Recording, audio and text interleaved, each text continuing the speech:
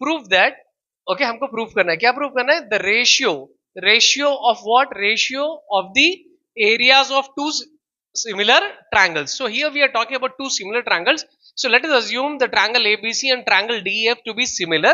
ये सिमिलैरिटी का सिंबल है, तो हमको क्या करना है, रेशियो ऑफ द एरियाज, ठीक है, ये ट्रायंगल के जो एरियाज होगा, यानी area of triangle ABC by area of triangle DF ratio, it is equal to, okay, ये इक्वल होना चाहिए, किसको इक्वल होना चाहिए, to the ratio, again the ratio of what, ratio of the squares of their corresponding sides. ये दो triangle के जो करस्पॉन्डिंग साइड्स है, एबी के लिए बताइए करस्पॉन्डिंग साइड क्या होगा, BE, so AB by DE, इसका क्या करना चाहिए, इसका square, okay, it is equal to the ratio of the squares of their corresponding sides, इनके करस्पॉन्डिंग साइड्स की जो रेशियो है इनके स्क्वेयर्स को इक्वल होना चाहिए, ये एरिया। उसी तरह AC by DF whole square, similarly BC by EF whole square, fine. तो हमारा गिवन पार्ट था कि ये दो ट्रायंगल्स आपस में सिमिलर है, so that's triangle ABC similar to triangle DEF। जब दो ट्रायंगल्स आपस में सिमिलर कहे जाते हैं तो दो कंडीशन सेटिस्फाई हो गए, बताइए क्या दो कंडीशंस हो गए, एक इक्वी एंगुलर हो गए, ये इक्वी एंगुलर यानी इनके आपस में एंगल्स इक्वल हो गए, that is angle A will be equal to angle D, angle B will be equal to angle E, corresponding angles, okay. उसी तरह angle C will be equal to angle F, fine. And moreover sides, corresponding sides के ratios भी इनके equal हो गए, that is AB by DE, AC by DF and the BC by EF, okay. ये दो conditions ये satisfied है क्योंकि दोनों ट्रायंगल्स आपस में सिमिलर है, फाइन। हमको ये प्रूव करना है, okay. So let's begin our construction and then will dive into the proof. So construction में हम क्या करने वाले हैं, we are going to draw a perpendicular, यहां से हम एक परपेंडिकुलर ड्रॉ करते हैं from the vertex A, okay, and let us name this as some AP, ये जो पॉइंट है इसको हम AP कंसीडर कर रहे हैं, तो यहाँ पे परपेंडिकुलर हमने ड्रॉ किया, okay. So what did we do is हमने क्या किया, in triangle ABC, okay, what did we do is we draw AP perpendicular to whom, to perpendicular to BC, जो BC को परपेंडिकुलर होना चाहिए, ओके।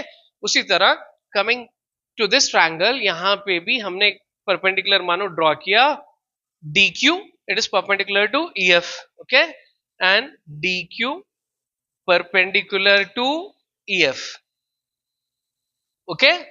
चलिए अभी हम क्या करेंगे, ये जो हमारा LHS पार्ट है ये ले लेंगे, first LHS part, and remember इसको हमको तीन पार्ट्स में आपको अलग अलग प्रूफ करना पड़ेगा, so this is like part 1 और हमारा प्रूफ यहां से स्टार्ट होने वाला है, दिस इज, सो इसका पार्ट 1 ध्यान से देखिए।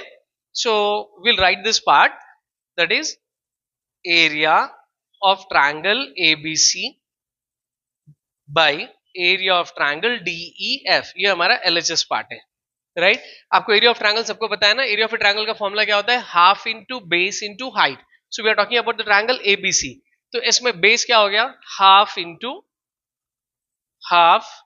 Into base, the base let's assume it as BC into height, height क्या है यहाँ पे AP, फाइन।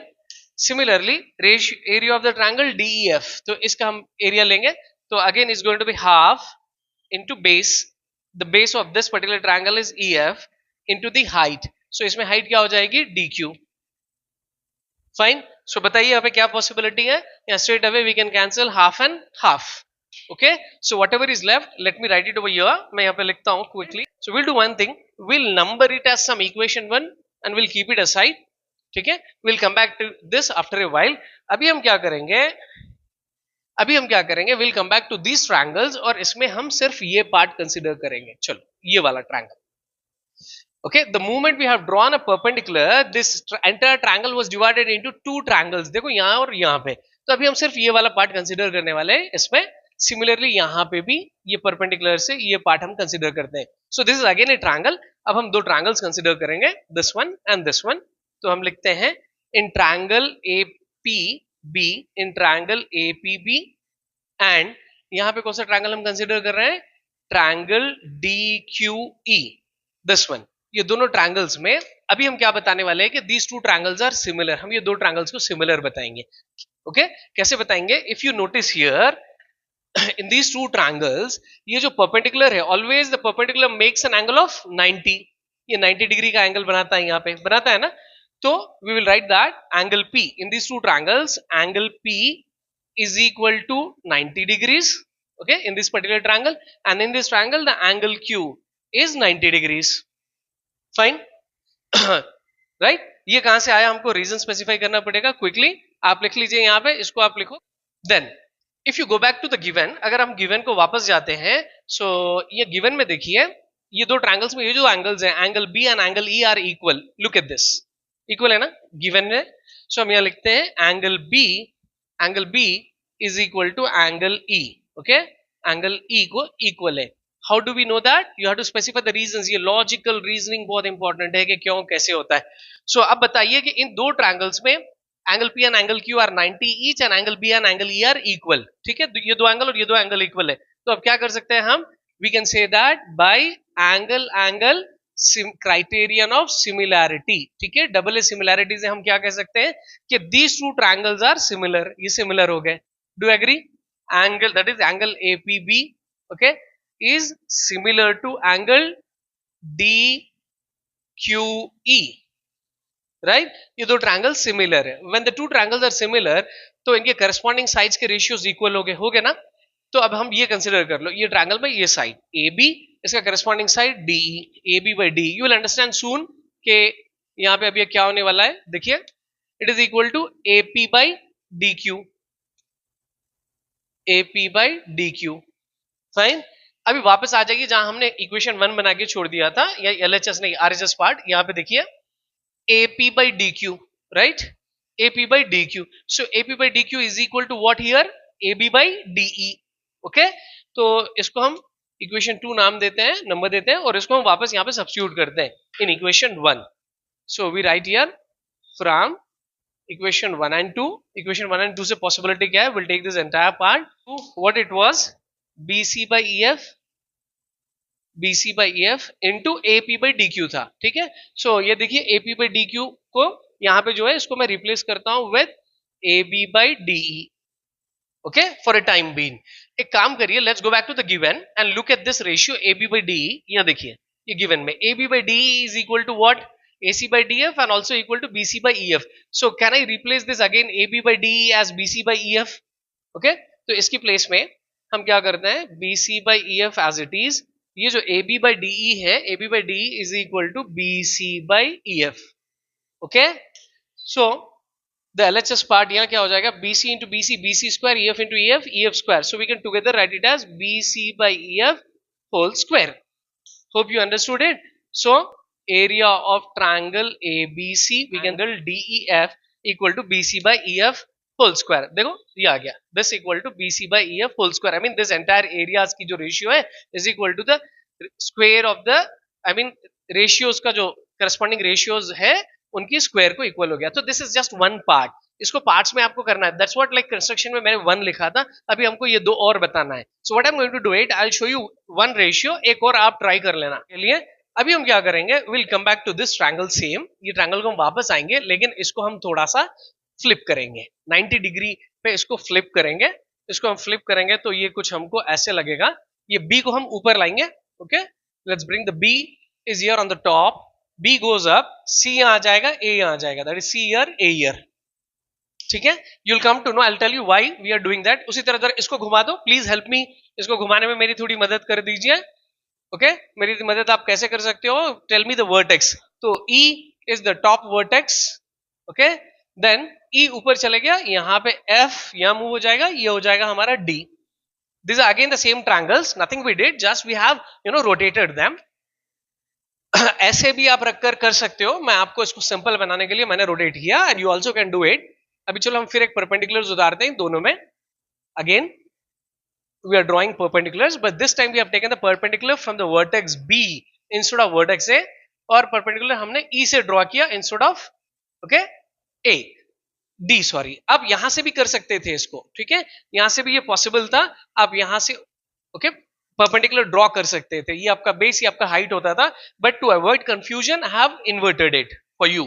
राइट, चलो यहाँ पे हम लिखते हैं B से ये जो परपेंडिकुलर है, let's take it as P and this as Q. Okay अभी सेम प्रोसीजर होगा as what we did previously.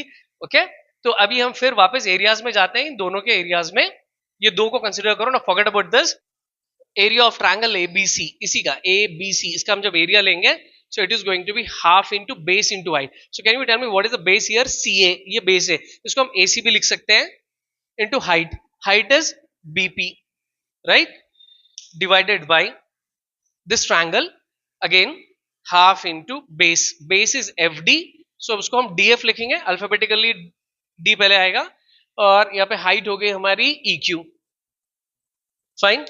सो यहाँ पे पॉसिबिलिटी क्या है, यहाँ पे क्या कैंसिलेशन हो सकता है, यहाँ पे हाफ और हाफ हम कैंसिल कर सकते हैं, right. So now we are left with this ratio that is AC into BQ, हम इसको सेपरेट लिखते हैं AC by DF by is into BQ BP into BP by EQ। Okay अभी हम क्या करेंगे दोबारा, ओके इसको इक्वेशन 3 ऑलरेडी 1 हमारे पास हो गया, अभी हम ये ट्रायंगल में ये पार्ट हम ये ट्रायंगल कंसिडर करेंगे और यहाँ पे ये वाली, ओके और हम बताएंगे कि ये आपस में क्या है, सिमिलर है, और फिर हम इसके रेशियोज को यूज करेंगे यहाँ पे सब्स्टिट्यूट करने के लिए। तो अभी क्विकली बताइए कि हम इन दोनों को कैसे सिमिलर बताएं, what we did previously, I am continuing it here. तो हम इसको सिमिलर कैसे बताएंगे कि angle P and angle Q are equal, okay we are consider the triangle this one BPA in triangle BPC, sorry, and this one BPC and triangle EQF, EQF ये दोनों में क्या होने वाला है, angle P and angle Q are each 90 degrees perpendiculars यहाँ पे और यहाँ पे, राइट। और ये देखिए एंगल C और एंगल F आर इक्वल, ये इक्वल हो गए कैसे, या गिवन में आ जाइए, angle C was equal to angle F, ठीक है, and angle C equal to angle F, तो यहाँ पे दोनों एंगल्स इक्वल हो गए, देखिए P and Q in this triangle, C and F equal हो गए। So what we can do is we can write by angle similarity, by this angle similarity क्या हो जाएगा, these two triangles are similar, okay that is triangle BPC is similar to triangle EQF, दोनों similar है, तो क्या हो जाएगा, इनके करस्पॉन्डिंग साइड्स की रेशियोज इक्वल होगी, that is BC by EF, BC by EF, okay equals to ये वाला लेंगे हम जो परपेंडिकुलर है BP by EQ, right. It will also be equal to this part, ये भी इक्वल होगा, let us not consider as of now, we don't need that, just focus on this, इस पे फोकस करिए, ठीक है। इसको हम नाम देते हैं सम 4, if you look at this 1 and 2, ये 3 में अगर आप देखते हैं BP by EQ is equal to what, BC by EF, so we'll substitute this here, okay, from 3 and 4, okay 3 and 4 से हम क्या कर सकते हैं, what we can do is we'll replace this LHS is still with us, I'm not writing it, I don't have space to write, so यहाँ पे हम AC by DF ऐसे ही रखते हैं, AC by DF into this BP by EQ from the 4 we can write it as BC by EF, BC by EF, ठीक है। so now we'll do one thing, BC by EF को हम given में आके वापस देखते हैं, तो BC by EF is also equal to what, AC by DF, को रेशियो इक्वल है ना, so that is BC by DF को हम रिप्लेस करते हैं AC by DF से, why only AC by DF, this was also equal to AB by DE, but यहाँ पे हमको AC by DF है, इसीलिए हमने उसको AC by DF से रिप्लेस किया, so that ये क्या हो जाएगा आपको, AC by DF whole square हो जाएगा, okay this one AC by DF whole square. Hope you understood this, मैंने दो रेशियोज के स्क्वायर्स इक्वल बता दिए, थर्ड वन आप कर लेना।